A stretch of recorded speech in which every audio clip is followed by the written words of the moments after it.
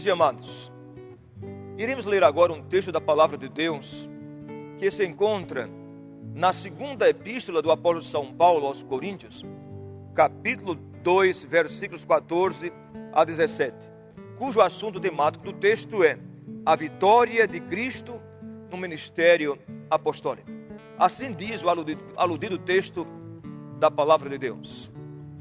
Graças, porém, a Deus, que em Cristo sempre nos conduz em triunfo, e por meio de nós manifesta em todo lugar a fragrância do seu conhecimento. Porque nós somos para com Deus o bom perfume de Cristo, tanto nos que se salvam como nos que se perdem.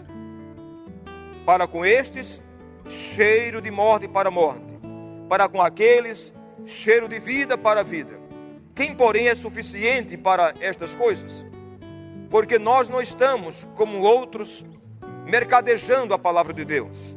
Antes, em Cristo, é que falamos na presença de Deus, com sinceridade e da parte do próprio Deus. Meus amados, vamos refletir à luz da Bíblia, e eu quero que você reflita comigo, que não seja um monólogo, que seja um colóquio espiritual, que o Espírito Santo esteja também falando ao seu coração nesse instante em que você nos escuta expondo a palavra de Deus. Vejamos, atentai bem, notai bem para o versículo 14, porque a minha ênfase vai ser justamente nesse versículo 14, para a nossa reflexão neste momento. Diz assim o apóstolo São Paulo: graças, porém, a Deus que em Cristo sempre nos conduz em triunfo. Preste atenção, atentai bem para a partícula em Cristo.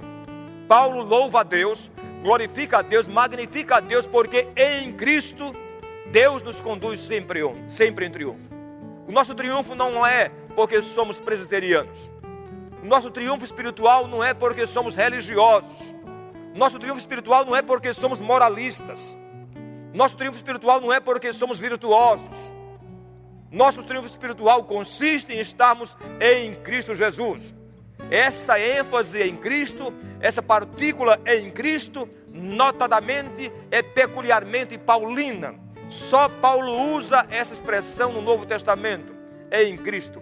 E Paulo usa essa expressão 17 vezes nas suas cartas, nos seus escritos epistolares. Vou mencionar alguns textos em que Paulo usa a expressão em Cristo. Paulo diz em Romanos capítulo 8, versículo 1, que em Cristo Jesus não há condenação. Não há, pois, condenação para aqueles que estão em Cristo Jesus. Primeira grande lição é que em Cristo Deus nos isenta de qualquer condenação. Paulo nos diz também que em Cristo Deus nos perdoa.